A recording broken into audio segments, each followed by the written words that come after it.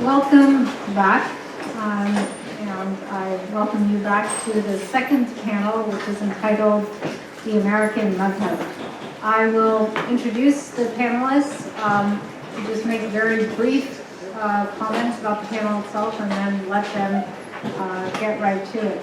So our first panelist will be Sherman Jackson. He's the King Faisal Chair of Islamic Thought and Culture and Professor of Religion and American Studies and Ethnicity at the University of Southern California. His research interests in Islamic law, theology, Muslim intellectual history, race, religious pluralism, liberalism, and constitutionalism, I think that's not even a full list, span Islamic history and diverse geographies. His books include Islamic Law and the State, the Constitutional Jurisprudence of Shahabuddin al-Qarafi, Islam and the Black American, Looking Towards the Third Resurrection, Islam and the Problem of Black Suffering, and more recently, the Initiative to Stop the Violence, a translation of Al-Jama'ah al-Islamiyya's Mubadarat Waqf al-Unf. His next project is tentatively entitled Beyond Good and Evil, Sharia and the Challenge of the Islamic Secular. This project promises another very thoughtful contribution, which coincidentally intersects with the theme of the panel today. It would not be any exaggeration to state that he is one of the most inspiring, provocative public intellectuals whose scholarship has had a formative, far-reaching influence across subfields in Islamic studies, from the early formation of Islamic law in the 8th century Arabia to formulations of race, religion, and political thought in the 21st century United States. I am very grateful that he has agreed to cross enemy lines from USC for this conversation here at UCLA. Our second panelist is our very own Khalid Abu al-Fadl, who is the Omar and Esmeralda Alfi Distinguished Professor in Islamic Law at the UCLA School of Law, where he teaches, among other things, international human rights, Islamic jurisprudence, national security law, and Islam and human rights. Among his many honors and distinctions, Professor Abu al-Fadl was awarded the University of Oslo Human Rights Award in 2007, named a Carnegie Scholar in Islamic Law in 2005. As an international authority on Islamic law, human rights, terrorism, political asylum, he consults with leading organizations such as the U.S. Commission for International Religious Freedom, Amnesty International, and the Lawyers Committee for Human Rights on cases involving human rights, terrorism, political asylum, and international and commercial law. He's the author of several books and numerous articles. His monographs include Authoritative and Authoritarian in Islamic Discourses, Rebellion and Violence in Islamic Law, Speaking in God's Name, Islamic Law, Authority, and Women, The Great Theft, Wrestling Islam from the Extremists, and more recently, Reasoning with God, Reclaiming Sharia in the Modern Age. Professor Abu al-Fadl is well known for his insightful, inspiring scholarship that takes on pressing ethical and moral questions, some of which are particular to Western Muslims. He writes extensively on universal themes of humanity, morality, human rights, justice and mercy, and beauty as a core moral value of Islam. So I can think of really no better authorities to engage in this public forum about the American madhab. I just want to say a few words before I turn it over to them about the panel itself. The title of the panel is a bit odd and I think misleading in some respects. There is, of course, no such thing that we can really call an American madhab. That is a formal school of legal interpretation, Islamic legal interpretation, particular to the United States. The term, however, calls to mind a whole host of questions and challenges in thinking about the practice of Islam amongst Muslims who are committed to what I would call a Sharia-inspired or Sharia-guided approach in their lives. So the questions might be theoretical, really broad ones, like what is the place of Islamic law in a Western secular democracy? Can secularism as an all-embracing ideology coexist with religio-legal systems of interpretation, and these are not exclusive to Islam? what does it really mean to be anti-Sharia in the West? And if Islamic law is to be practiced in the West, who are the figures of authority who can produce, sustain, and endorse its interpretations? Alongside these very theoretical questions, there are practical ones that might arise because of everyday concerns and challenges. So some of these might be related to the moral quandaries of a Muslim conscientious objector who doesn't want to serve in what he or she might think is an unjust military conflict. There might be relations between Muslim sectarian groups, conflicts in terms of understanding what orthodoxy and heterodoxy are. There are also domestic issues of marriage, divorce, child custody, or inheritance. So given this very enormous scope and breadth of the issues at hand, I've given our esteemed panelists the liberty of framing, or I should say reframing, the questions in their own terms. I should say an anecdote that I tried to impose some questions on them, but I think that it's better if we just let them take it in their directions. And I trust this will prompt us to think in new ways, and that their presentations will, of course, provoke many questions that we can take after their talks. So please welcome Shirley Jackson.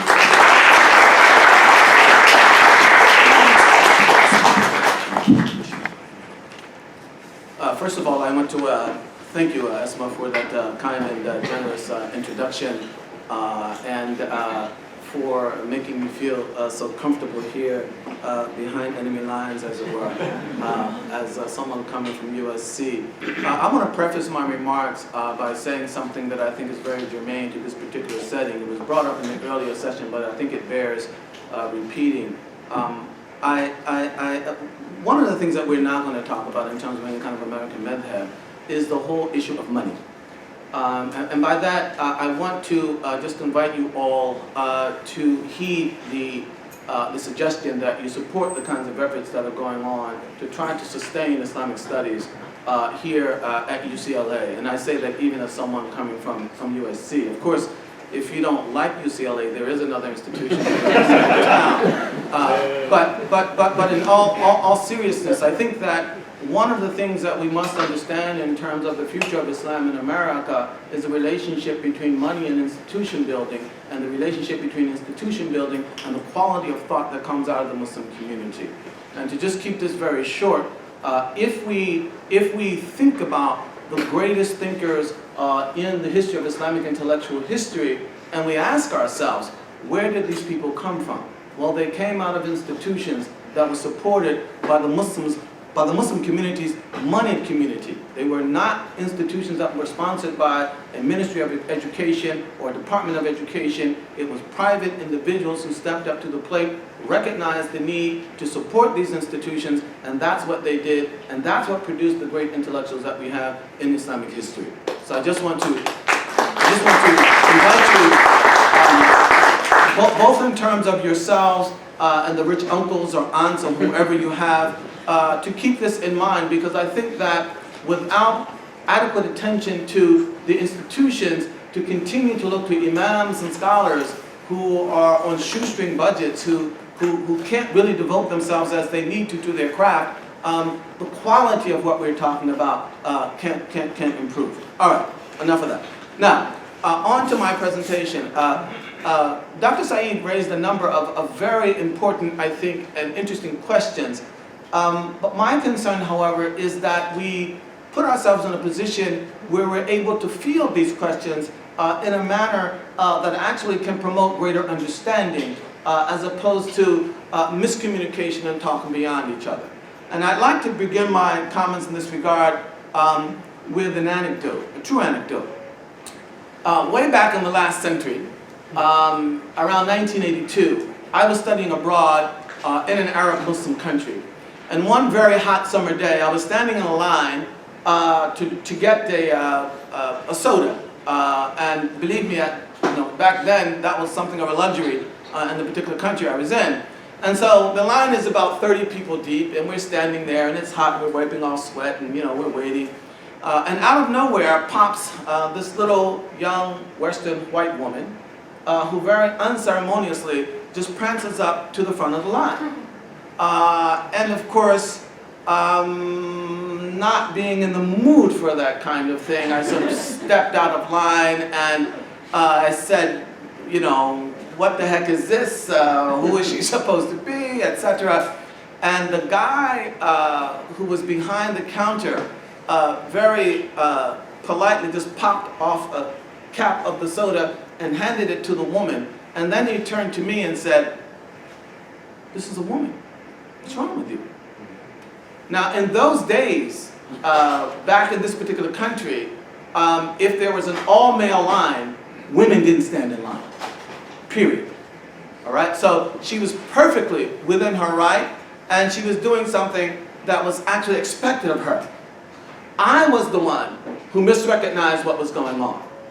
And so the point of that story is that we all carry ideological prisms, all right? Things that we were educated into, ideological commitments that we have, the way that we were socialized. And those prisms can determine as much about our knowledge, as it were, than can the actual facts on the ground. And those prisms can promote recognition, and they can also promote misrecognition. I misrecognized what was going on abroad, based on prisms that I had brought from my own country and my own experience, my own education, my own socialization, all right? And what I want to submit is that without becoming more aware of the interpretive prisms that inform how we tend to look at Sharia in America, and I'm speaking broadly here, both with regard to Muslims and non-Muslims, we are likely to fall into traps of misrecognition that we don't recognize as misrecognition. And so to attempt to answer these questions in this very confused context, I think will add more confusion than it will clarity. And that's why I want to take a few moments to try to set the stage in a way that we can promote greater understanding. Now, Sharia implicates at least two major constituents of our sort of Western schema for perceiving the world. And both of these constructs can promote misrecognition of Islamic law. The first of these is religion. After all, Islamic law is a religious law. And I think that sometimes we tend to forget the extent to which our sensibilities, our attitudes, our outlook on religion is part of a broader European narrative that comes to America, in a sense, as a way out of that European experience. But it very deeply informs how we think about, feel about, talk about a religion. And among the sort of, I won't call them stereotypes, but general assumptions that we have about religion coming out of that experience is that it is inflexible, domineering, and unchangeable. And in this regard, oftentimes, people tend to think of Sharia sort of as the 10 Commandments multiplied by 10,000. Right? It is fixed, it is immovable, it is domineering, take it or leave it, it is unchanging. All right? That's one prism, and I think that that presents its own problem. The second is the construct of law. Sharia is religious law. Law, as we generally understand it, is the preserve, the property, and the instrument of the state. And as the instrument of the state, every law carries an earthly sanction. That's the whole point of having a law. You don't have a law, as we generally tend to understand law, without there being some earthly sanction attached to it. And so we can imagine that if this is our understanding of law, then we would tend to think that every commitment that Sharia has also carries with it an earthly sanction. And this can give the impression of Sharia being very totalitarian in its orientation. Whereas in point of fact, the range of the issues that Sharia can take in is immensely broad. And yet the number of those issues that carry an earthly sanction is quite narrow. And so to know what Muslims think about, let's say, eating pork or charging interest tells us nothing about how that would translate into worldly sanctions. There are no worldly sanctions for eating pork or charging interest, prescribed worldly sanctions in Islamic law. And I think that this is something that we need to be made aware of and keep in mind as we go about the business of trying to understand how might Sharia be negotiated in an American context. The second aspect of what typically comes to our minds when we think of law, particularly because law, again, is the property of the state, is, and I'm trying to keep this as non-academic as I can, but malish. The modern state tends to subscribe to what scholars refer to as a legal monism. And this is very intimately connected with our notion of equality. The modern state tends to recognize one law equally applied across the board. And that equal application of the law across the board, that is part of our commitment to the principle of equality. And so legal monism goes along with law. The idea of legal pluralism, on the other hand, that you can have a state that did not seek to obliterate all other regimes of law, but rather could accommodate regimes of law other than its own, is very alien to the concept of law as we generally tend to think about it as a constituent of the modern state. All right? And so we can imagine, again, how that might have us predisposed to how we think about Sharia as a religious law. And this has a number of dimensions. First of all, legal pluralism, again keeping it simple, takes on two important dimensions in this context. One, that because Islamic law is not the property of the Muslim state, never was, all right? But rather it is the product of legal science. Methods and sources that sub-state actors commit themselves to trying to arrive at God's will through the assiduous interpretation of these sources using methods and synthetic reason to arrive at their conclusions. All right? Now, what this means is that on a majority of issues, there's not one acceptable point of view from the perspective of Sharia, but potentially many. And we all know that there are 4 schools of Islamic law, Sunni schools I'm talking about, and they're all equally orthodox and all equally recognized, all equally authoritative. And even within those 4 schools, there's much diversity. So when we think about Islamic law, we're thinking more often, a Muslim thinks of it more in terms of plurality than they do in terms of a monolith. And yet that tends to be the opposite of how we think of Islamic law, just in general terms, as we discourse about it in the American public square. The other dimension of pluralism has to do with how non-Muslims relate to Islamic law, or Islamic law relates to non-Muslims.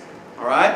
I think that sometimes this point can be taken to extremes that I would not agree with in an attempt to sort of domesticate Islam to an American audience. But it still remains a fact that Islamic law does not assume that it automatically applies to everyone, Muslim and non-Muslim alike. So there are always dispensations recognized for non-Muslims. Drinking wine, eating pork, charging interest. Some schools didn't even hold adultery to be something that Islamic law could punish non-Muslims for. Right? That their own communities would handle those kinds of things. Now, lots of detail here, but the point is that on the one hand, among the Muslims, you have legal pluralism, a lot of plurality within the law, and Islamic law, in many aspects, may not apply to non-Muslims in the same way that we might assume it would, given our assumption that law always applies equally across the board. All right? So those are a couple of things that I think is important for us to recognize. Now, when we look at this, such things as legal pluralism with regard to how we relate to Islamic law in America, I think one of the things that we have to acknowledge is that depending on how old and how urgent the issue is, it may not be possible to really pronounce a position at Islamic law on a particular issue, because the issue simply has not been debated long and widely enough to begin to produce some kind of general consensus, even if it's a consensus on 3 or 4 positions. All right? The issue is just still too young. I mean, to take a concrete example, what does Islamic law have to say about affirmative action? Right? This would be an issue that on which some scholar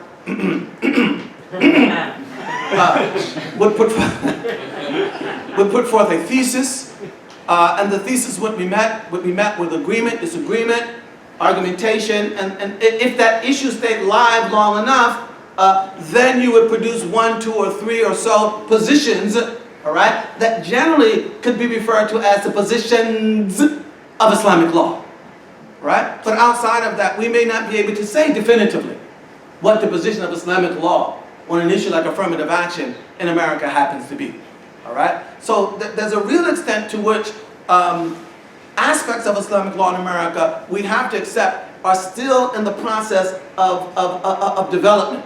And one of the things that sometimes both frightens and frustrates me is that some within our community, within the Muslim community, are a bit hasty in pronouncing positions that have not been really thoroughly debated.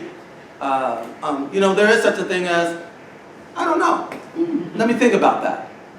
It's reported that one of the founders of one of the schools of law, Imam Malik, said he's asked 40 questions once, and 36 times he said, I don't know. So that's another aspect of Islam in America. Now, this brings me to another point, and that is how we relate to classical manuals of Islamic law.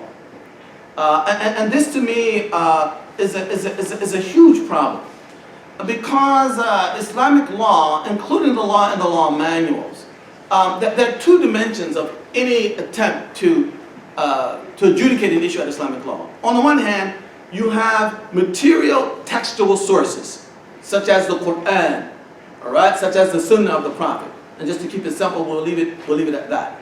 And then you have, synthetic methods by which we extract meaning from these sources, all right? And those are very broad and very intricate and very sophisticated, all right? Now, when we find an entry in a law manual, all right, the tendency is to assume that is just the plain sense meaning of the sources of the law, the Quran and the Sunnah. Whereas in point of fact, what is in the books is more often than not a combination of those sources and the synthetic reasoning that went into the process of extracting meaning out of those sources. So, for example, if you read in a manual that, for example, a woman does not have the right to not fast Ramadan if she's pregnant, because pregnancy is not an illness. We recognize illness as an excuse for not fasting, but we don't recognize pregnancy, all right? Well, pregnancy as an illness or a debilitation, all right, that's not contained in the sources. That's a matter of the synthetic extraction of meaning from the sources. And that can change from time to place, all right? Now, I'm not saying that those jurists are wrong. I mean, they're wrong to us. You understand what I mean by that? But only because we have a different factual assessment of the issue. They may have been right in their context, wrong in ours. I see some looks. Let me try this a different way. Let's suppose we are on a slave plantation in America, in 18th century America. The Muslim slaves come to the imam of the community and say, male slaves, can we marry these white women here in America? All right? The imam says, no. All right? And so he writes a manual and says what? No marrying white women. All right? Now, that is more the product of his synthetic reasoning than it is of anything that's contained in the sources per se. All right? Why do you suppose he said no? I'm sorry? What context? Why do you suppose he said no? Let me keep this short because I know my time is going to be... It would be death. You want to get us all killed. All right? There is a principle in Islamic law called blocking the means. Anytime a legal action is taken in such a way that may promote an illegal or a harmful or undesirable end, that legal action can be banned. All right? Now, the real point that I want to make here is this, though. We see that in that law manual. Was he wrong? Are we right to second guess him on his factual assessment? For our time, yes. For his time, no. All right? And this is what often happens. We overreact. You know, we attack him for his factual assessment. He knows more about his society than we do. All right? And the reason that we attack him, however, is that we don't understand that this synthetic element is subject to change based on circumstances. All right? So we don't have to agree with him. We say, in our society, that is no longer the case, and the rule changes. Well, alhamdulillah. Some people will know what I'm talking about. Now, this distinction here between the textual and the synthetic elements takes us back to something I raised earlier, and I just want to reiterate it. And that is the whole question of jurisdiction. Scholars of Islamic law have jurisdiction of law. They are experts at extracting meaning from the sources of Islam. They have, as such, the authority to tell us what the sources say in terms of what is obligatory upon us, what is forbidden to us, etc. Scholars, as well as law books, do not have jurisdiction of fact. They are not determiners of fact, not authoritative determiners of fact. As such, we don't follow the law books, as we just saw, in terms of determinations of fact. For determinations of fact, there are all kinds of other different fact assessors, experts of fact. And Islamic law, as it proceeds in America, is going to have to establish a healthy relationship between the determiners of law on the one hand and the determiners of fact on the other. And this is going to include all kinds of other enterprises that have nothing to do with Islamic law. So chemists and architects, and all kinds of professions, all right, will be recognized for what they must contribute to the overall welfare of the Muslim community that goes beyond the business of Sharia per se. All right? And here's where I'll come to my closing. It's a general, I don't like the word stereotype, but it's a general assumption that Islamic law is infinite in terms of its scope. And I think that notion comes at a very heavy price. The price being that Sharia is charged with proffering answers for everything. Whereas in point of fact, it cannot do that. If Sharia is charged with answers for everything, and these are authoritative answers, that also translates into the idea that the scholar of Sharia has infinite jurisdiction. And nobody else in the community really matters but him, because he answers everything from soup to nuts. Now, just to share an insight, Imam al-Ghazali, a very famous jurist, spoke in one of his books of what he called the ignorant friends of Islam.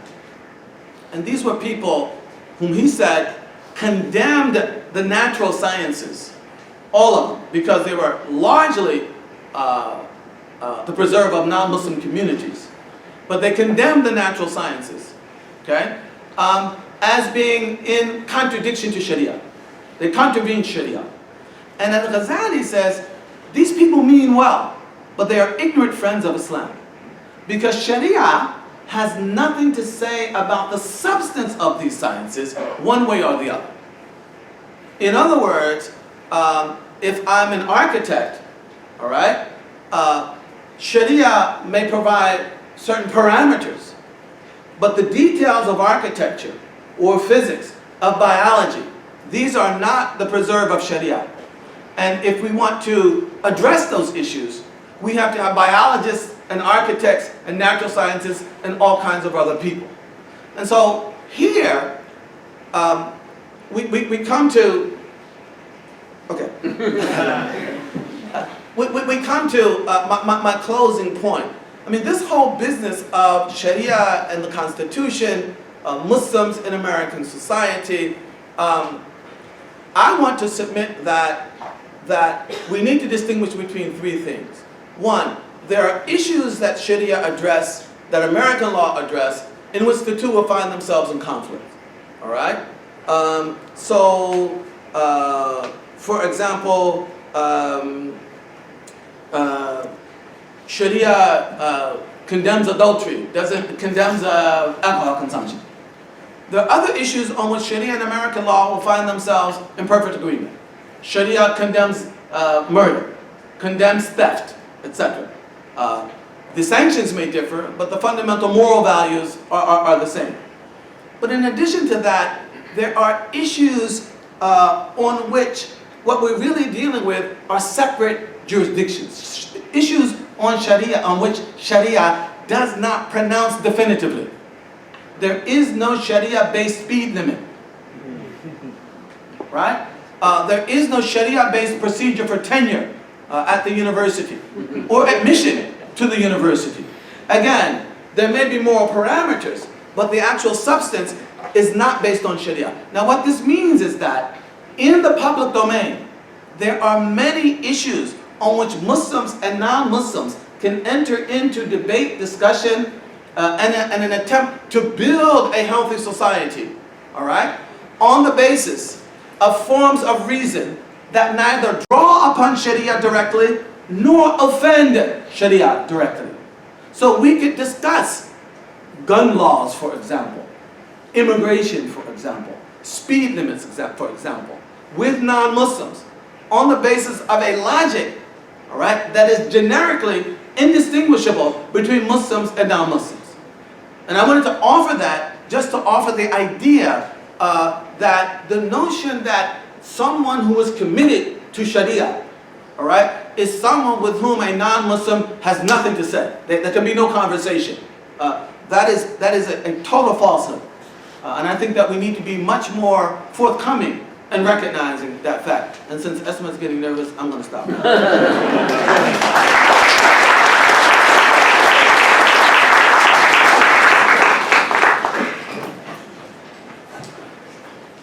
So thank you very much, Professor Jackson. And actually, that was 25 minutes on the dot. Amazing. See how we do it? See how we do it on the other side of town? Professor Abdul-Fadl, I think we're really going to show them how we do it. That's right. So without further ado, please. Yeah. Microphone. Well, I agree with everything Sherman said. You can stop here. Okay, yeah, I know, seriously, I do agree with everything Sherman said. But there are a couple of separate points I want to make. I'm not going to take long, because I think the Q&A and the discussion will probably be most fruitful. So, on the issue of American Muslims and the relationship with Sharia, one of the things that all Muslims that living in the U.S. and living in the West have to recognize is that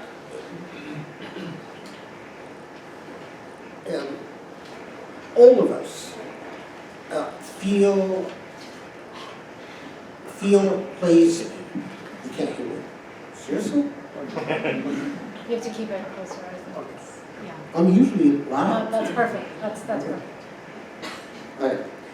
So, I mean, all of us feel the stint of accusation of prejudice, that if you are a Muslim and you are committed to Sharia, you are psychologically, emotionally, your consciousness is placed on the defensive. And this is the result of an industry that there's considerable amount of scholarship now on it, the industry of Islamophobia. And the critical point that is important to realize here is that the relationship between race and this industry. Muslims in the West and in the United States, and this is not a new thing, have been racialized and made the subject of a consistent and systematic prejudice. Now, historically, the West has done that with Muslims, and whether it referred to Muslims as Turks or the Moors or the Saracens, or even the Mohammedans, which was even historically a racialized group. But often in the Western imagination, the normative integrity of the faith of Islam has been marginalized in favor of a racialization of the followers of Islam, and then making them the subject of a systematic prejudice. Why do I start with this? I start with this because I'm largely unhappy with the way that Muslims have, in the West, have negotiated and reacted to this systematic racialization and prejudice.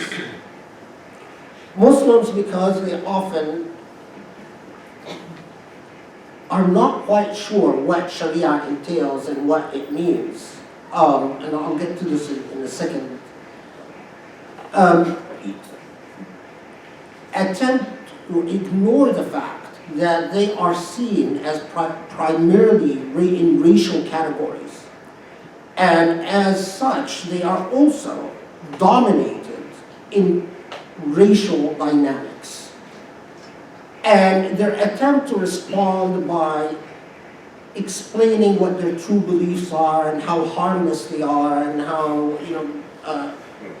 flowery and beautiful they are, it's completely an ineffective response, because you are responding to bigotry by attempting to tell the bigot, don't be scared of me, I'm a nice guy.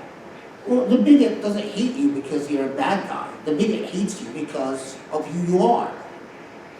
And unless you realize the dynamic that you're in, you're not going to respond effectively. Now, why do I start with this? Because there are two aspects to discoursing about Sharia.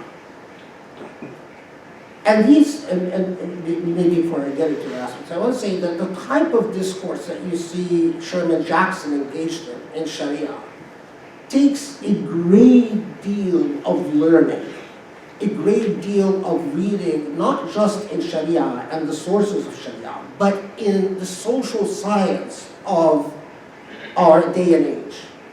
And more specifically, in the field of law.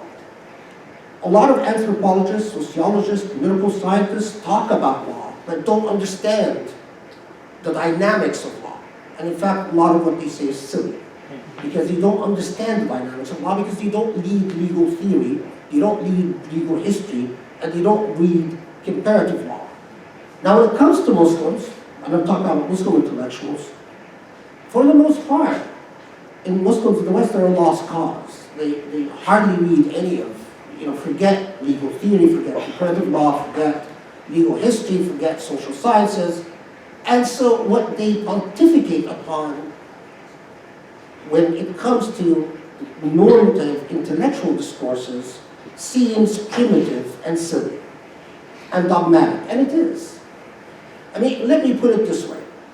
If you call yourself a philosopher, right, in America today, or in Europe, immediately the question becomes, well, really, you're a philosopher, so how do you place your discourses on philosophy in such and such school of thought, in such and such school of thought? In other words, unless you are able to show that your philosophizing can interact with the interpretive communities produced by layers of philosophy, people say, you're an idiot. You just think you're a philosopher, but you're an idiot. You're just engaging in fantasy. We don't recognize the same dynamics from law.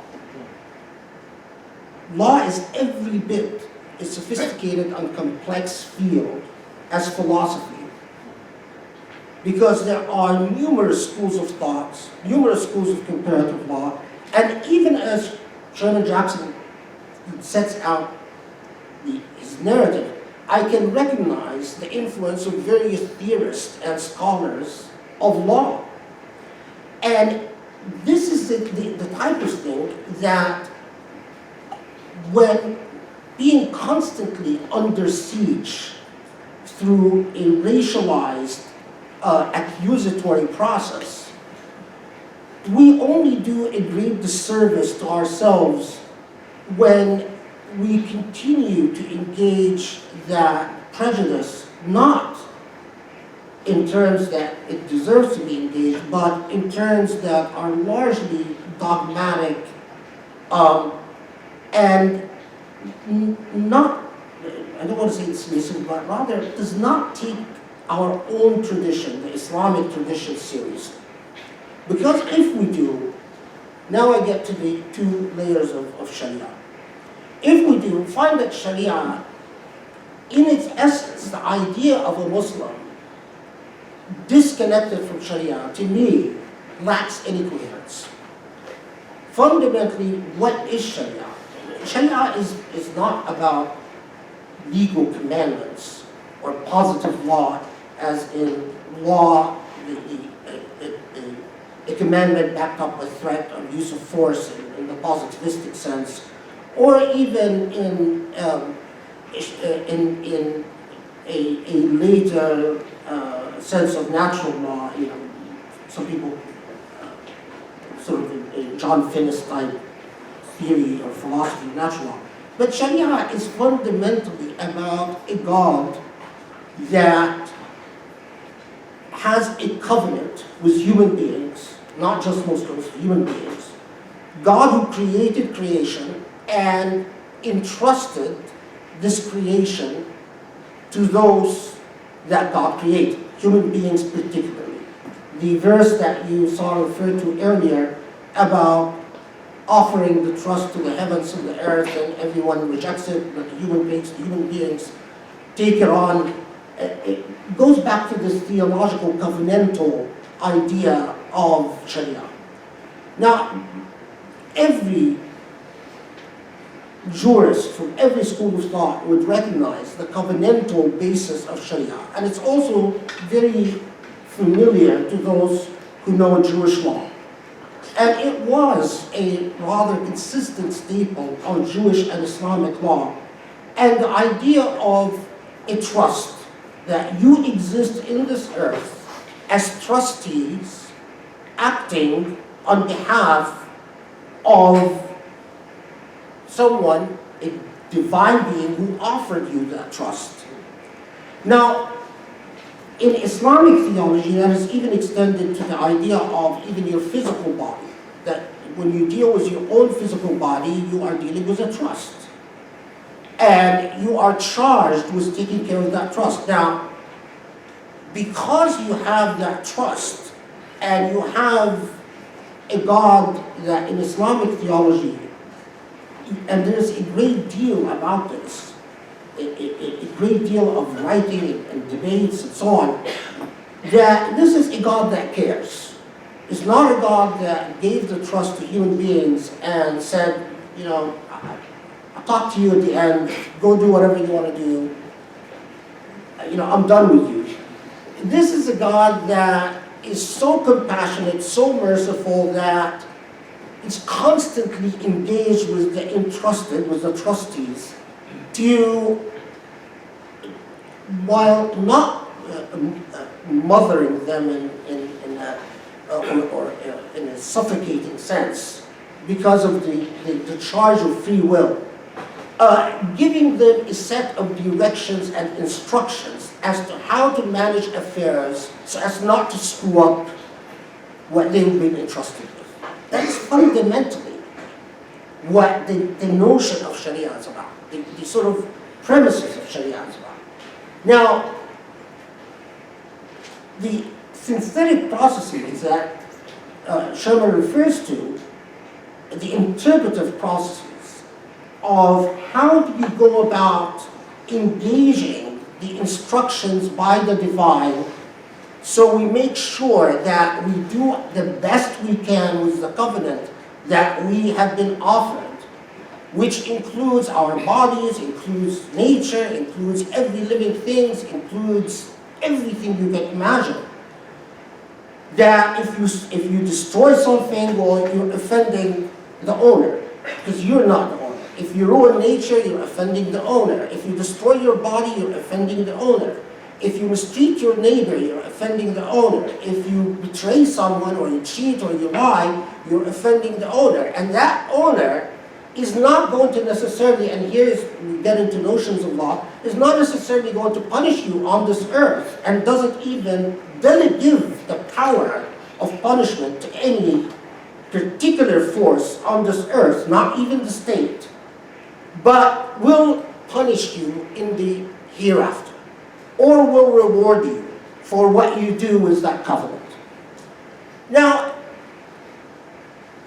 the philosophical premises of Sharia is one thing. And if you are like Sherman Jackson, you spend hours upon hours upon hours reading what great intellects have said about this covenantal relationship with the divine. And every time a thought occurs to you, you vet it out with the tradition of interpretive communities. You see whether it's really original or whether other people have thought about it and responded to it and maybe debunked it or developed it or built upon it, because a lot of times you think you are being brilliant when in fact everything you think of as really ingenious, other people have already thought about centuries ago and responded to. And when you read them, you say, oh, that was silly, right?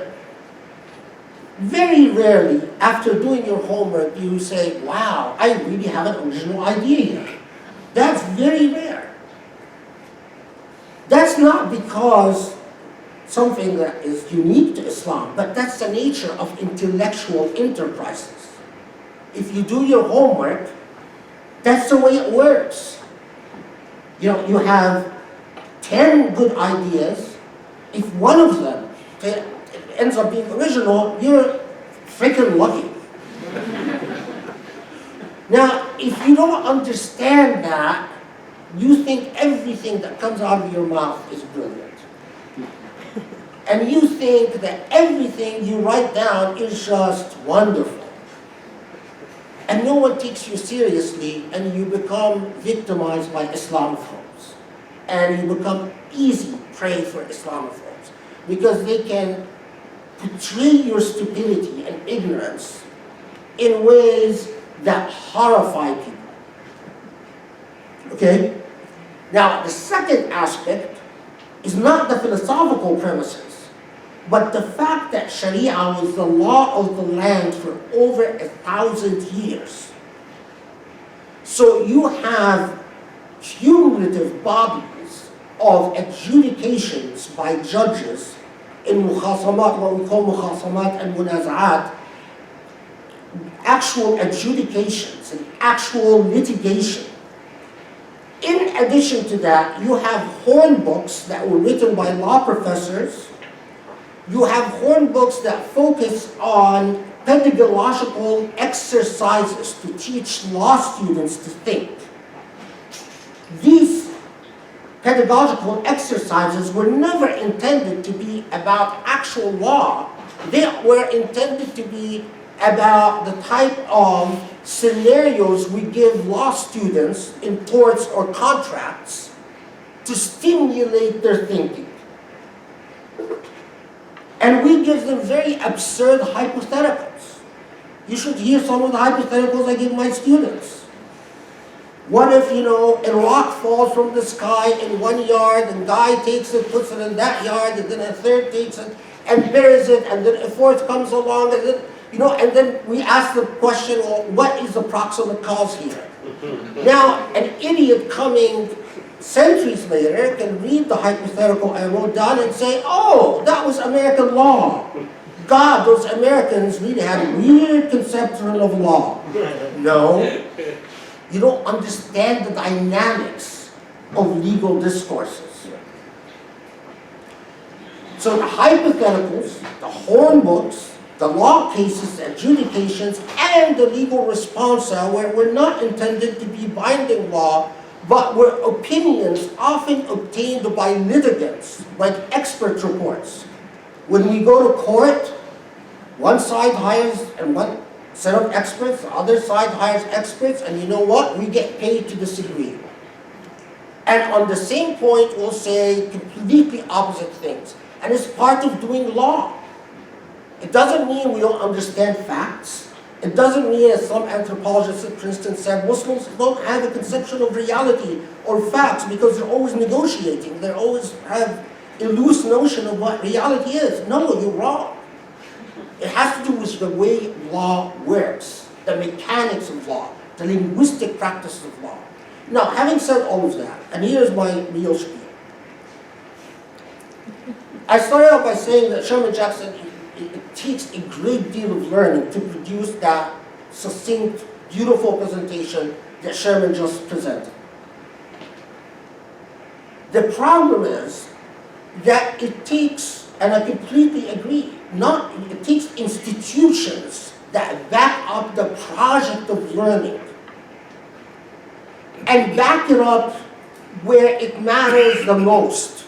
In other words, where the discourses, the mainstream discourses of philosophy, of sociology, of anthropology, of law are taking place.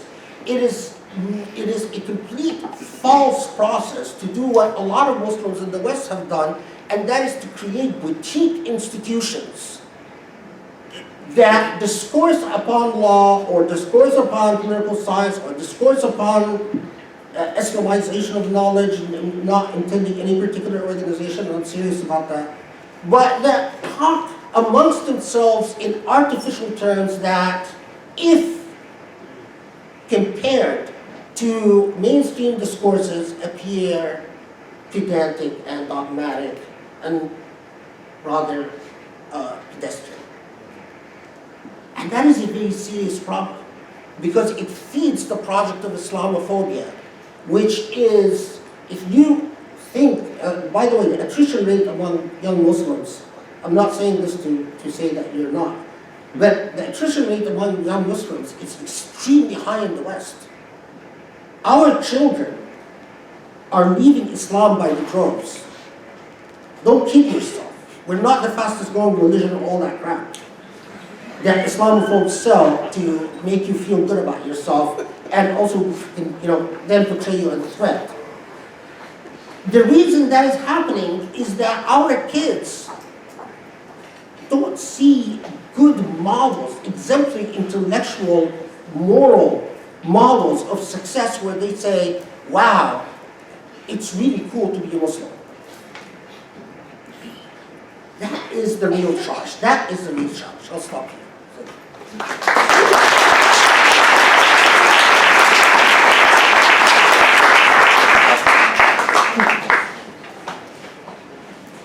Okay. Thank you both for those wonderful and provocative thoughts to get us started on a discussion. As we are collecting questions, actually, if you don't mind. I will exercise moderator's prerogative and start with a few questions of my own.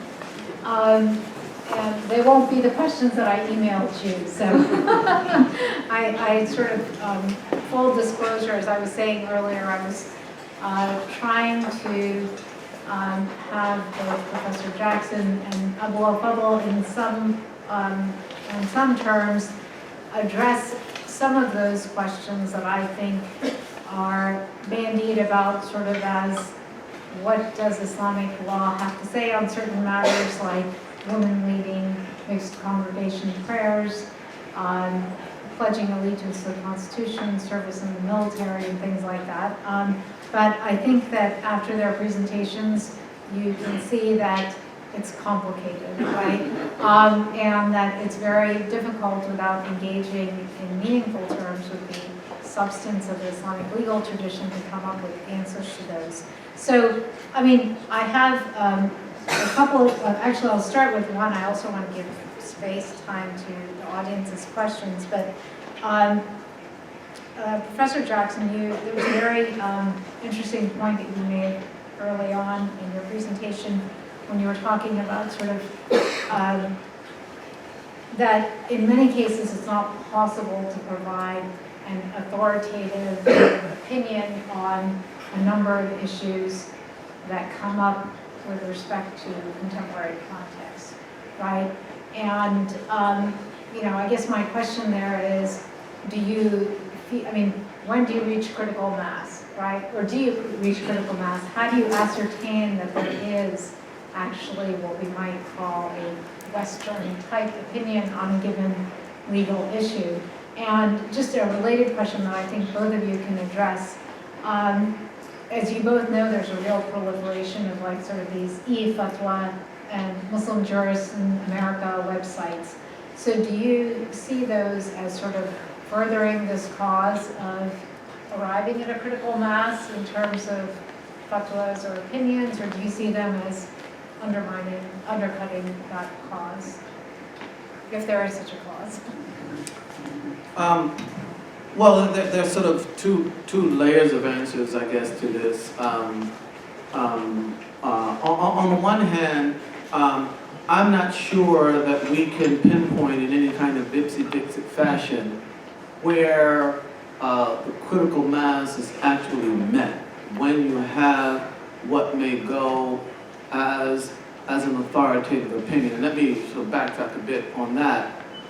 If you were to ask me a question about X, some unprecedented issue, some brand new issue, and I, through my due diligence, I go and I study the issue and I come forth with an opinion, that opinion may be authoritative. And it may be authoritative to the point that you could actually act on that opinion. That is a legitimate fatwa that authorizes you to act. But let us understand what the real goal in all of this is. The real goal is, I had a friend of my wife got married one time, and she called my wife up, and my wife asked me, she said, so-and-so's getting married tonight, and she wants to know if she can wear perfume, you know, to go on her honeymoon.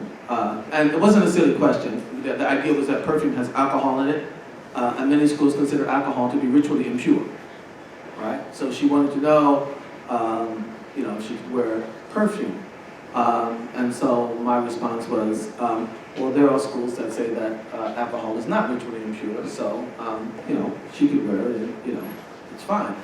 And the friend then said to my wife, ask him, is he sure? Right? And here we're coming to the real issue. Because, and my response to my wife was, okay, if what she's asking is, am I sure, am I confident that the results of my research and knowledge on that issue is reliable? The answer is absolutely yes. But what she's asking is that she will never be accosted by other Muslims for doing that? The answer is no. Is it right? Okay? Because, and that's what we're talking about. We're talking about not whether I can get an opinion from a scholar that I can act on, but what kind of social life does that opinion have? All right? How does acting on that, how will acting on that opinion, what kind of status will it place me in within the community at large? All right? And so there's always a question of not simply the substance of the opinion, but the social sort of multiplier effect that it acquires. And that takes time. How much time? Through what mechanisms? I don't know. I'm not really sure. But that is a process. And I don't think it's an ipsy-dixit a process. Now sometimes you may have, you know, a jurist who happens to be of a certain stature that nobody would question the validity of his opinion, and his mere pronouncement on it would be enough to gain that sort of social multiplier effect, and one could, you know, act on the opinion and maintain one's standing within the community at large. But you know, it all depends on what kind of variables we're dealing with there. Very quickly with regard to the internet, I think the internet is very interesting. I mean, it's a double-edged sword, because I think that on the one hand, my own opinion is this. I mean, you have a couple of competing sort of inclinations within the Muslim community now. One is that that Sharia knowledge is a very top-down practice, and only those who have been trained in a certain way, and who have a chain and a genealogical connection to teachers going all the way back to the classical period, etc., only they can pronounce on Sharia. Another trend is that sort of a more Protestant trend, you know, that people can go directly to the sources and access them for themselves and come up with their own opinions.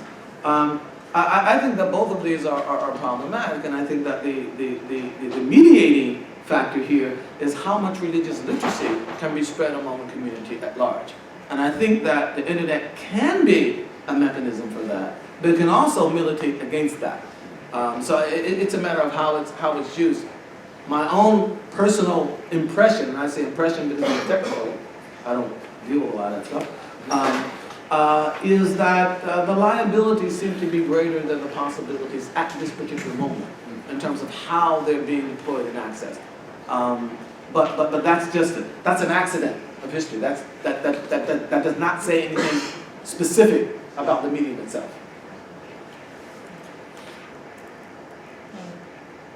Did you have anything to add?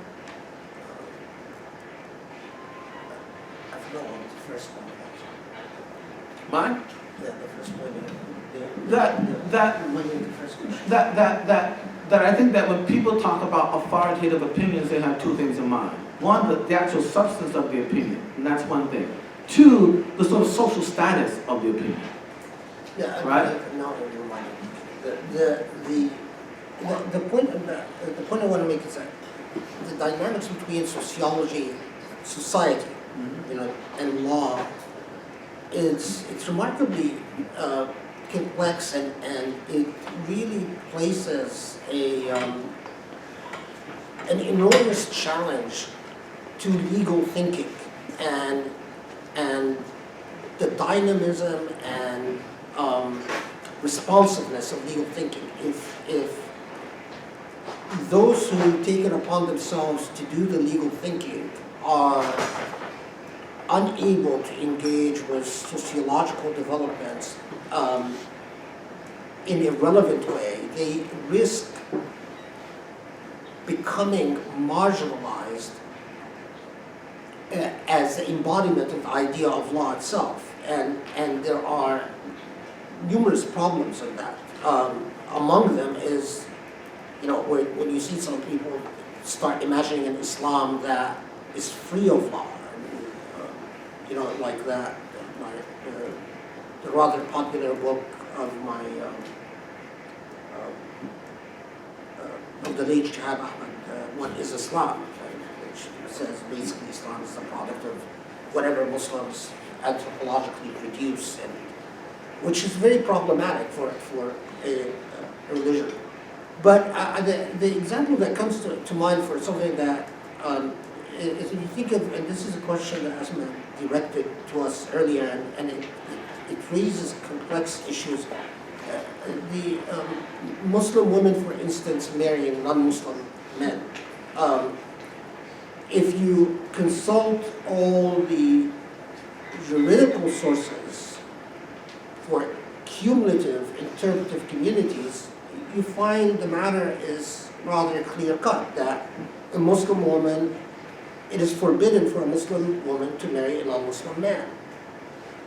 The issue, though, is sociology is moving forward. There are a lot of Muslim women that marry non-Muslim men. And then the question that becomes, that a jurist confronts, is, well, do you respond to this by furthering what would God want? I mean, what, in terms of the covenant, speaking for God's law, what is your moral / Islamic obligation here? Would you further add to the further alienation of these Muslim women who respond to the pangs of their heart, they fall in love with a non-Muslim man and exclude them further from the community? Or do you revisit your sources, reread your material, and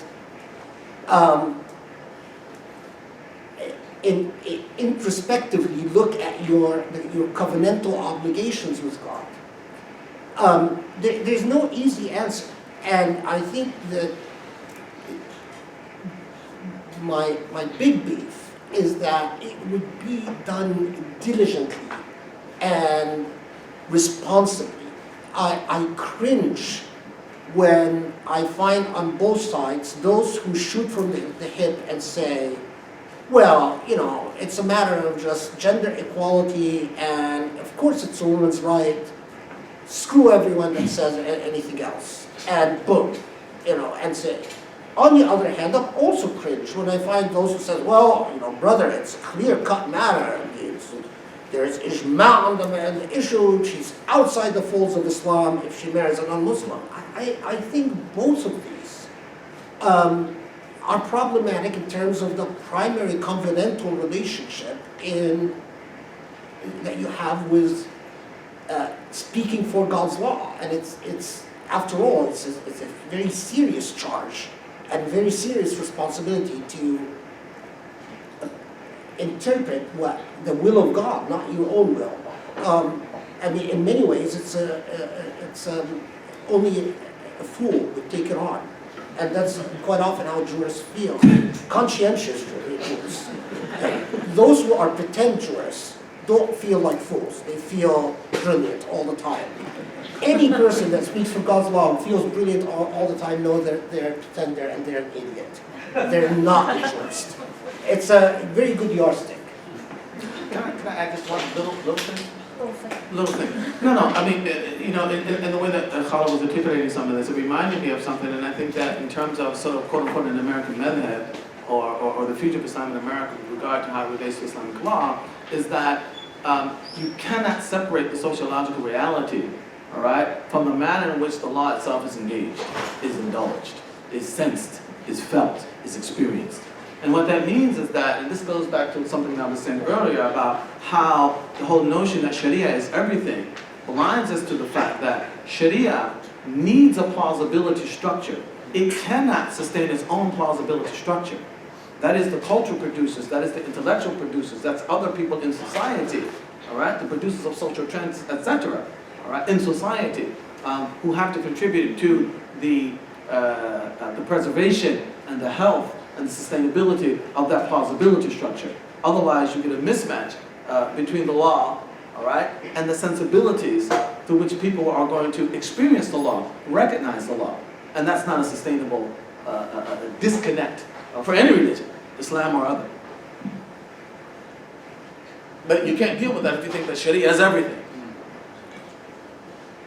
Yeah, I'm dying to exercise moderator's prerogative again and follow up on that, but there are some really wonderful questions, but I do want to get back to this notion of Sharia being everything or not being everything, hopefully soon, but I'm gonna try to combine two questions here, so forgive me if they don't come up completely coherent, but I think you can deal with them in any case.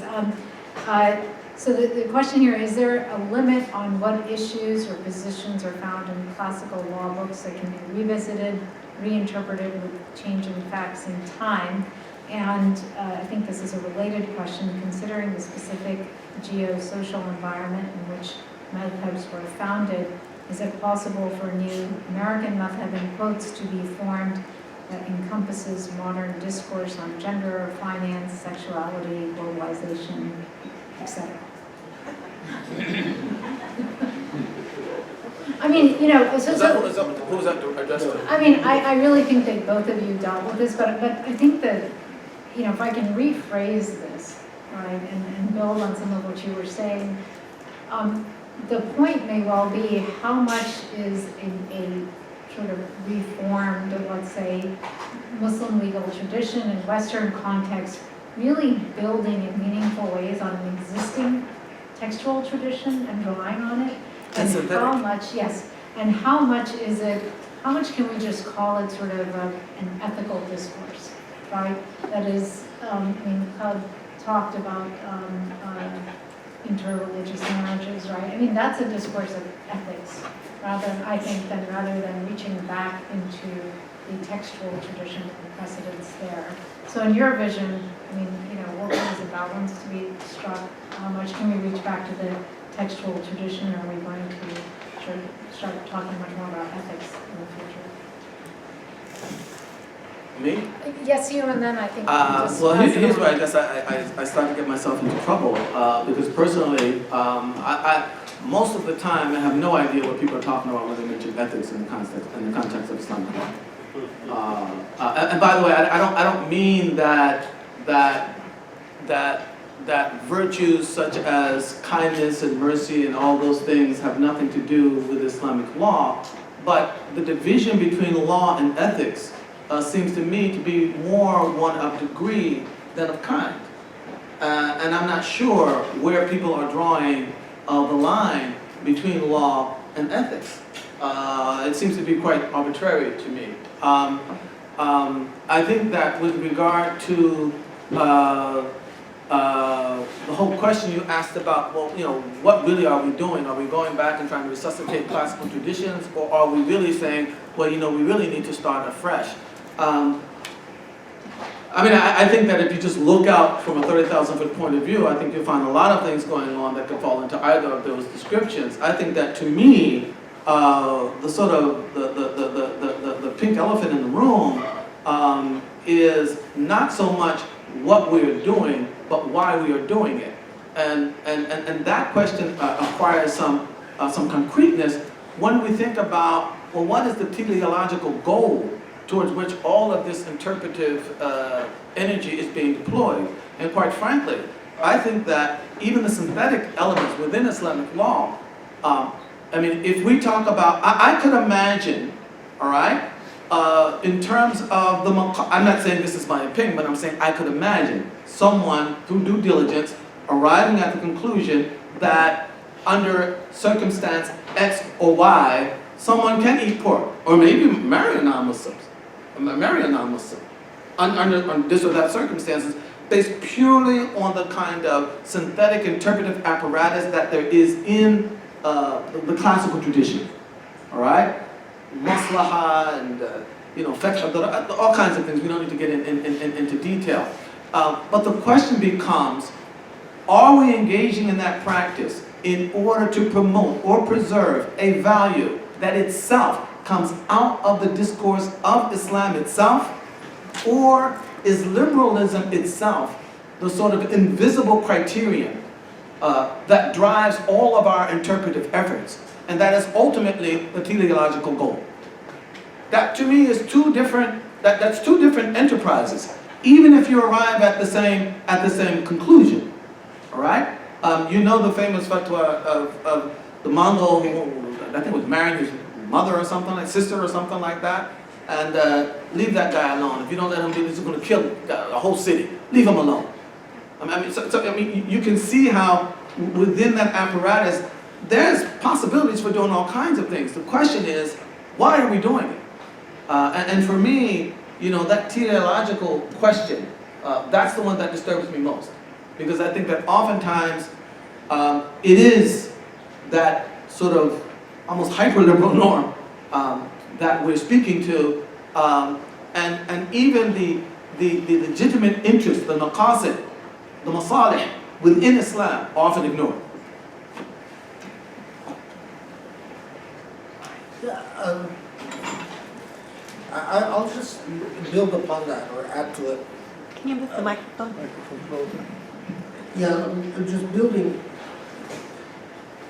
Let me second what Sherman said about ethics and law.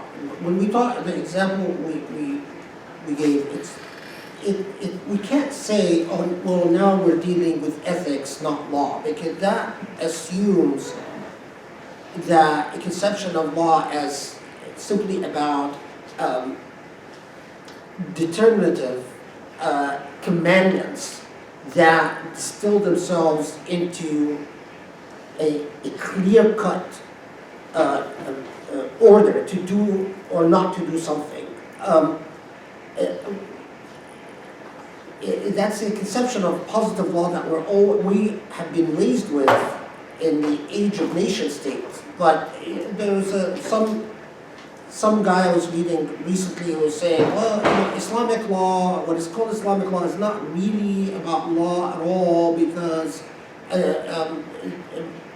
Muslims, what is referred to as Islamic law is more about morality and ethics. And again, that projects an understanding of law that is a product of the nation state, mostly post-colonial age. But historically, law, the phenomena of law, is a far richer and complex dynamic than that. So for instance, we talk, just as a quick example, we talk about folk law and folk law-based legal systems. Folk law is law through metaphors and stories and mythology. And it is every bit as law as the UCC, the Uniform Commercial Code that we use in the US. So that's one thing. So when we talk about an example like interfaith marriage, we are discoursing about law because we are talking about norms. You ought to do or ought not to do. If you don't do this, or you will, or if you do X, you will be rewarded or you will be punished. Because ultimately, when we tell someone marry or don't marry, we're not telling them what I like. That's not what the discourse of law is. Law always references a higher authority. Whether you're talking about Islamic law, rabbinic law, Roman law, American law, you know, we're always, you know, whether the higher authority is the founding fathers or, you know, some legislative body or some natural laws or some inherent laws, or the craft of law is that you always camouflage your own will into a higher authority. You never admit that this is what you actually want. Then you're a bad lawyer, because then people just dismiss you. Well, who cares what you want? But you dissimulate what you want into a higher frame of reference. That's a craft of law. We train students to do that. It's purposeful. We actually reward them when they do that well and punish them when they fail to do that. If a student comes and says, you know, well, it should be this because that's what I think, I say, you know, who cares? F. You know, you shouldn't be in law school. I don't care, you know, what you think or feel. That's the craft of law. If you don't like it, just don't do law. There's nothing weird about that. There's nothing dishonest about that. You know, that's what lawyers do. and lawyers across the board, in all histories, all societies, everywhere. The final thing, I'll make this really quickly. I'm also troubled by the tendency to project, to take liberal values, and I'll even place them more specifically. I'm not troubled by philosophical liberal values. I am troubled by sociologically anchored liberal values anchored in the historical experience of the white privileged classes that have colonized and dominated the rest of the world. And that then the articulation of these values into imperialist projects, whether sometimes they take the form of feminism or human rights, in which the only correct way to see the world is through the prism of that privileged white class that frankly hypocritically dominated and violated the rest of the world. That deeply troubles me. And when Muslims jump on the bandwagon and start saying, yeah, feminism, this is what, there's a famous scholar who trashed me because I ignore feminism in my scholarship. It's not that I ignore feminism. I read feminism as a normative aspiration. But to simply say, well, this is what a theoretical paradigm of a certain liberal set of values demands, so throw away the tradition because it comes from men, or it comes from certain classes, or it comes from certain races, to me is extremely problematic. And I'm troubled by that as much as I'm troubled by the other side of the coin, which I've talked a lot about, the Wahhabis and so on. Both of them are extremely problematic when it comes to the Islamic tradition.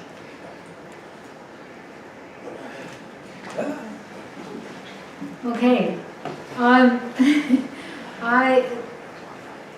have lots to ask as follow-up, but you know what, again, I would like to give the audience, members of the audience, a chance to have a voice here. And I will say that I really would like to incorporate at least 2 more questions. So if you both could, have succinct answers to these. Succinct? I know that was succinct, but let's see. I mean, there are really some amazing questions here, and I really do want to try to get at least 2 of them in. So this is the question. There is an increasing focus in progressive Islam on the concept of shura. However, how much does consultation, in quotation marks, require sufficient education? Who determines correct education to be able to adjudicate Islamic law? In other words, is it possible to have a democratic Islamic conception of law without the risk of self-serving self-justification? Super succinct answer to that one.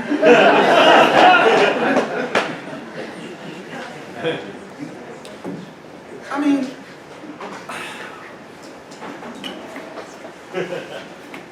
no, this is a very difficult question, and I really hesitate to answer it because the question is sort of cocked. It's not stable on its mount.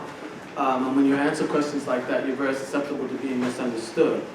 But let me just say this. I mean, when we talk about democracy again, to my ear, most of what I hear in American society, especially when it comes to Islam, is informed by a very deep commitment, again, to the liberal project.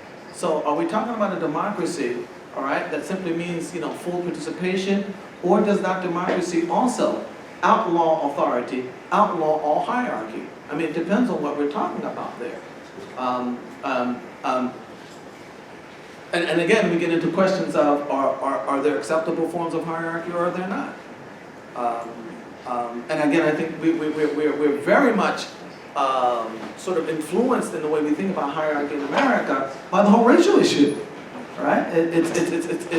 it's something that we don't want to even risk, all right? And yet, when we're talking about communities and how they navigate, you know, their collective existence moving on into some future, I mean, decisions have to be made. There are going to be people who have more architectural expertise than somebody else. Should I be in a position to veto the opinion of an architecture on an architectural issue about which I have no knowledge? And we can take that across the board. So I'm not sure we can answer these kinds of questions in ipsy-dixit ways or fashion. But I do think that perhaps the starting point of this is for us to recognize that as a value in Islam, all right, those discourses, those forms of knowledge, all right, in addition to Sharia, that are not Shari'i forms of knowledge, all right, are also equally valuable to the enterprise of building, sustaining, and navigating communities' ways into the future. And I think that once we can begin there as a point of departure, all right, then the value of all these other voices is enhanced greatly. And I think that's a first step for a much more effective inclusion, right? That could be much more effective in enriching the discourse in such a way that could actually meet the standards of what we need in terms of moving into the future. Now, the detailed mechanics of all that's another question, which is probably better answered in motion rather than sitting on a stage trying to pontificate. Okay, I'm going to try to make this. I mean, I guess I'm less sensitive to being misunderstood and being controversial. So I'll make it very. To me, the idea of Islamic law as a product of quote unquote democracy, shura, is nonsense. But, I'm sorry, just 1 second. But what's the question about Islamic law, or are we talking about Muslim communities? I think the question was Islamic law. Oh, so it's just about law? I mean, yeah, so. No, because you understand the point that I'm making. I mean, course, yeah. if it's about Shari'i knowledge, well, you have to have Shari'i knowledge. But you yourself admitted, sorry, everybody, hi everybody, my name's Jeff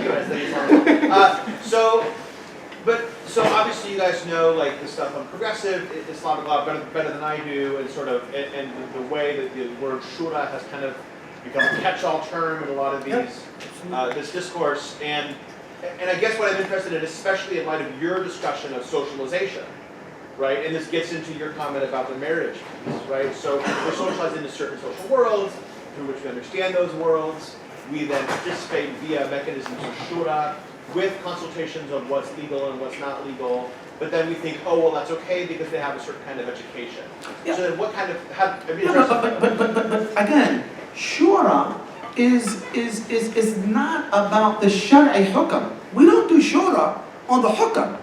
We do shura on the practical decisions that we're making, which may include all kinds of things beyond the hukam. Right. All right? So, there may be a hukam, okay, we have a certain number of Muslims, we are now in a particular locale, we got to have a masjid, we got to have Jum'ah. Okay, Shari'i hukam. All right? Where do we build the masjid? How big is it? Who do we hire as an architect, or whatever? These are things in which shura comes to the fore. But the whole question of the Shari'i hukam on the status of a masjid, that's not a question of shura, any more than whether a ham sandwich is permissible is a question of shura. We can't have, we don't do shura on ahkam. We do shura on decisions, discretionary actions that we have to take. And I think that distinction between the two is very important to maintain. And the distinction is very important to maintain on both sides. Because the legal scholars can't ban non-legal scholars from the shura practice on issues that are a matter of discretionary actions and architecture and culture and all these kinds of things. Any more than the other side that said, no, we think drinking wine Tuesday afternoon, 3 to 4 is permissible by shura.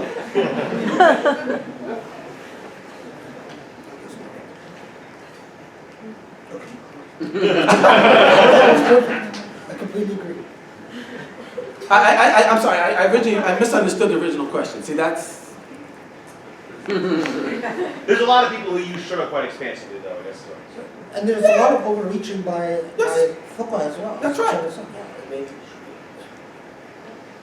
you can't ban woman from driving cars and call it a shiny hook. Right.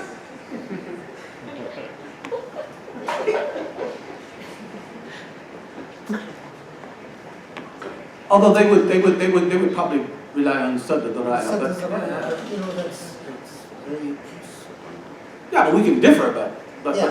we're talking about, Yeah. you follow what I'm saying? Yeah, We yeah, can differ on the I haqq, but there's a different, you know, and this is where the importance of recognizing the boundaries of Sharia. The hukm is bounded.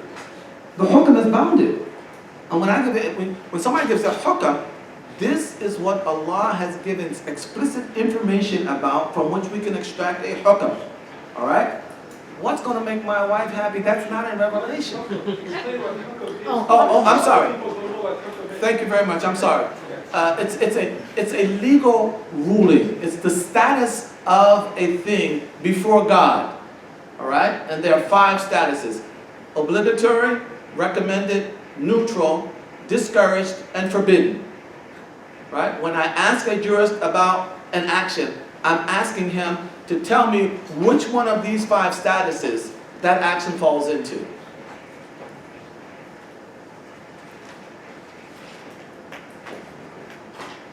Okay, may I Yeah. go on to the next question? Can you all hear me? I just don't have to keep moving the, okay. So, question is, thinking about denominationalism referred to by Professor Curtis, the umbrella of Islam in America is getting wider and wider. Progressives, traditionalists, Salafis, and I guess other sectarian groups. How do we widen the discourse to include all those groups within the boundaries of theological tolerance?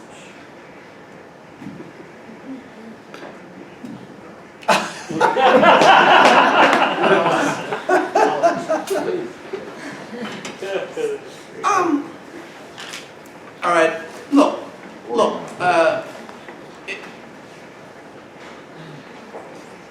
you can't have tolerance without boundaries. Tolerance without boundaries is simply apathy. It's not that I'm tolerating it, I don't care. It doesn't matter. Worship trees, whatever, it doesn't matter. That's not tolerance, that's apathy. So if we're talking about theology being a foundational consideration in how broad the tent of Islam is, then that by definition implies boundaries. That means some people are going to be in, some people are going to be out. Now, what we don't want are over-inclusive or under-inclusive boundaries. But I think that again, I mean, it was Ed Curtis who brought up this issue alongside the whole question of denominationalism. Again, you know, are Muslim notions of theological tolerance developing as a response to the, what did you call it, conditioning, the disciplining of Muslims into the moral paradigm of liberalism, that you will only be accepted to the extent that you accept this. And quite frankly, I think that Muslims have to be resistant to this for 2 reasons. One, substantive, all right, and that cannot be sustained alongside parameters that are the result of a good faith due diligence indulgence of the sources themselves on the one hand, and then two, this will backlash in 3 generations. And then we won't know where to start from.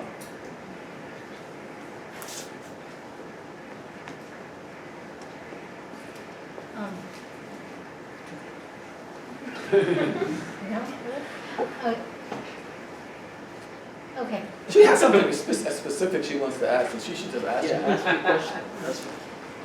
No, I don't have, you know, you have both been, in some cases, I would say in some respects, model citizens, and that you have completely agreed with each other on just about every point, I think. But let me, actually, if you don't mind, my concluding question, and that's something that I'm curious about. Professor Jackson, you spoke and I hope I'm not misunderstanding or sort of misreading what you said, but what you call the limited scope of Sharia. And Professor Abul Fadl, you spoke about, again, I hope I'm not misunderstanding, but an all-pervasive covenant, which to me really sounds like Sharia, all-pervasive Sharia. So let me ask you both: is this really a point on which you agree, or is there a fundamental disagreement between the two of you in terms of how you understand the scope of the Sharia? Okay. I mean, if you just want some differences between Khalid and myself, we can give you some of those. I want to really know what you think. We have our differences, and I think that, and I mean this very sincerely. You know, when you get into differences with people with Muslims who recognize the same sources, the same parameters, the basic same synthetic processes, you know, those differences in a sense are a sign that the system is working, right? In that for Sunni Muslims, there's a theological doctrine to the effect that no one is infallible except the Prophet Muhammad. No individual is infallible except the Prophet Muhammad. And it is a violation of the spirit of Islam for me to pretend that, all right? And that means that when we get into discussions and debates with each other, they may very well end in disagreement. And yet the agreement, all right, is in that we're still both operating within the same parameters, all right? And this is where I think that, if I could add just a little bit, I don't think that the issue, I don't think that when you talked about the future being in further diversification, yes, but only in unity. And unity itself, all right, implies disagreement, all right? Uniformity negates it, all right? And I think that's an important point to make. Now, specific to your question. Okay, here's my understanding. Sharia is knowledge of ahkam, of rulings. Right? That's how you're going to remember rulings from now on, right? 5 categories, right? Rulings. That discourse is necessarily bounded. All right? Not everything, as such, will be subjected to a ruling. All right? The temperature at which water boils is not subject to a Shari'i ruling. Right? So that's outside the boundaries of Sharia. Okay? Now, but to say that Sharia is bounded is not to say that Islam as a religion is bounded. In that the divine gaze is unbounded. And so you have Shari'i ahkam, all right, that are very explicit, okay? And then you have, for example, you know, be kind to your wife. Well, what does that mean? I mean, I remember once I was on a bus in Cairo. Guy got on a bus with a duck. And you could tell he's about to start his weekend. No, he was going home. His wife was going to be, hey! I mean, I can't take a duck home to my wife. So no, I'm very serious about this. So what does being kind, what does being good to your wife mean? There is no hukam on that. There's no do this as an act of kindness, all right? But the divine gaze, you follow what I mean by that? As I go about the enterprise of trying to be kind, is there, all right? And holding me accountable for what I do. That is infinite, okay? That realm of explicit rulings, on the other hand, is bounded. So in that way, And this is not the secularization of Islam, which is what many people I'm sure are thinking, all right? At all, right? Because that would assume what Hugo Grotius says, that we can proceed as if God did not exist. We can never proceed as if God did not exist. We can proceed, however, as if there were no hukam on this issue. Doesn't mean that my behavior, therefore, is not still subject to the divine gaze. Okay. One, Microphone. someone, I heard from someone, and this is, I heard from someone that say, oh, you know, it's exciting, Sherman Jackson and Khadim Hott are going to be speaking together because I heard they don't like each other.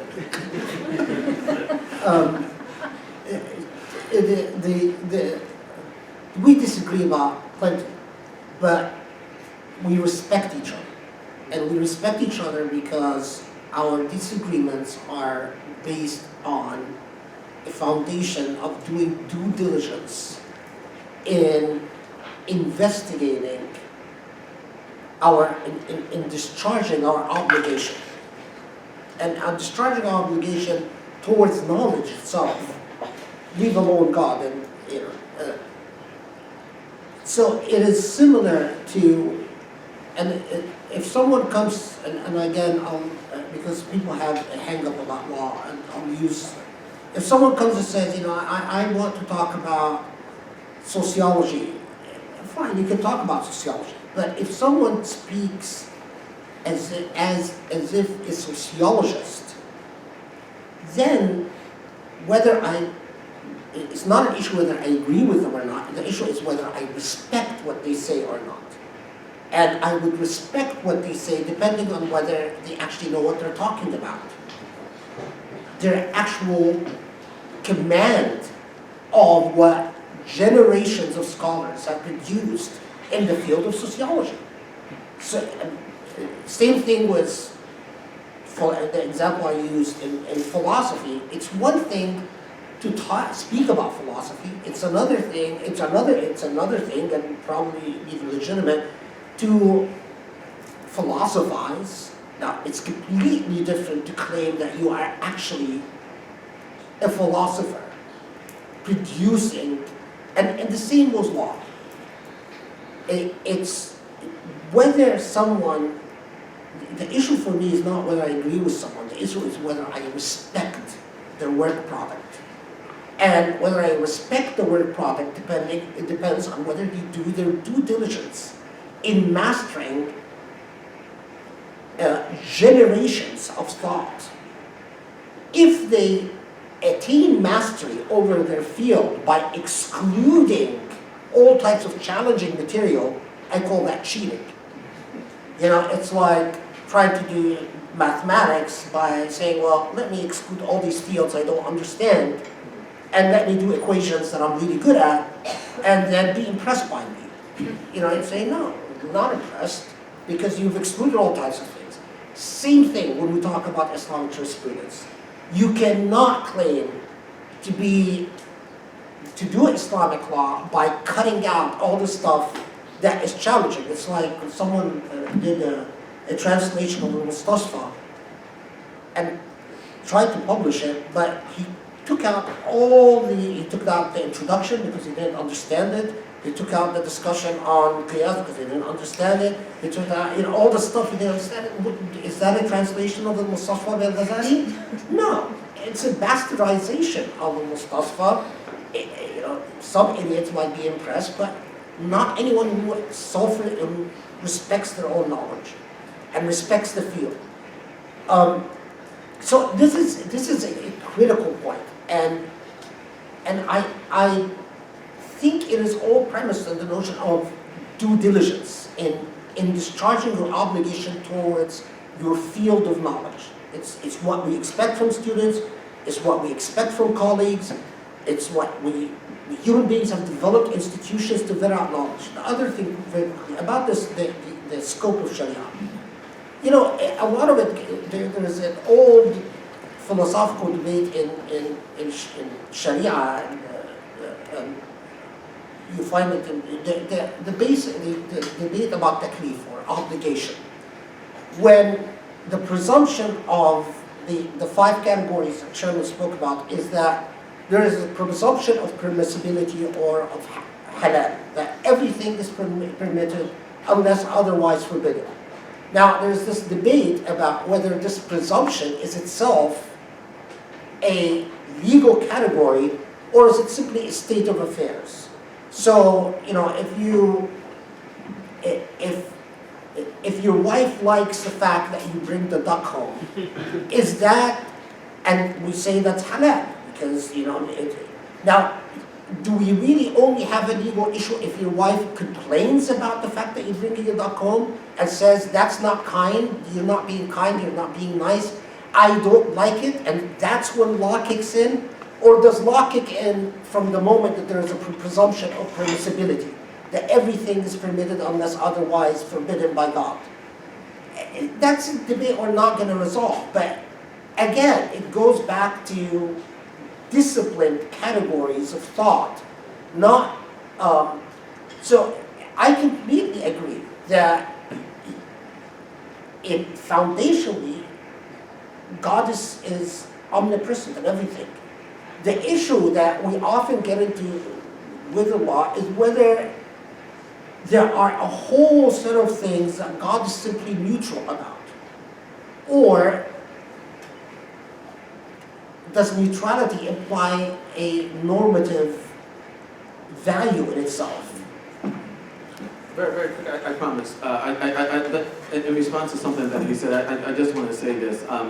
One of the things that's been most humbling to me in my experience as a student of Islamic law is to encounter those scholars who actually differ with themselves, who will say, I thought this, now I see that was inadequate, and now I've changed my mind. So if differing with a person is enough to mean that you don't like them, you got a lot of schizophrenic people running around. And I agree wholeheartedly with Khalid that disagreement is not the issue. It is the respect that is the foundation of the relationship, and our relationship is based on mutual respect, not on mutual agreement.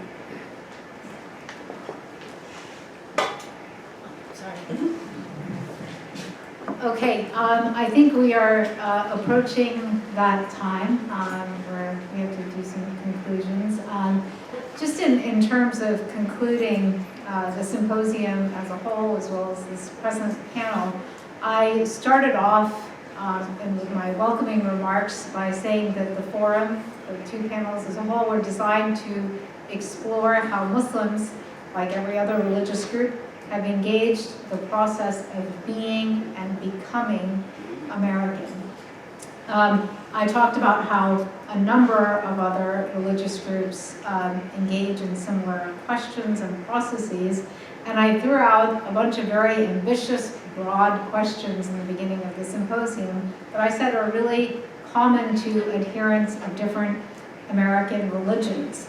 They include questions like, how do we translate scriptural ideals about an individual's relationship with the divine and with each other in the secular system?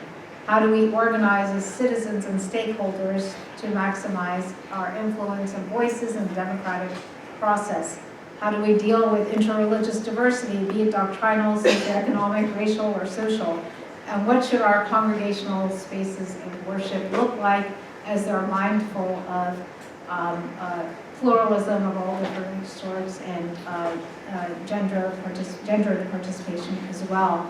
And I think that this symposium, thanks to the talents of its participants and panelists, was remarkably successful in answering these very, very broad questions.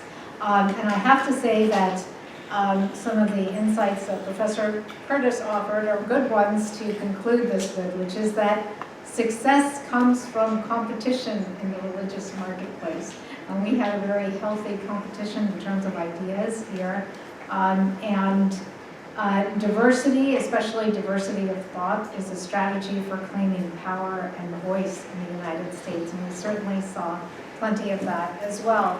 I want to just end with really just profuse thanks to Professor Abul-Fadl, Professor Jackson, Professor Curtis, and Ms. Miriam Iskandari for taking time out of their very, very busy schedules and for being here with us today to talk about these, what I consider to be weighty and important issues in terms that make sense to a very broad audience.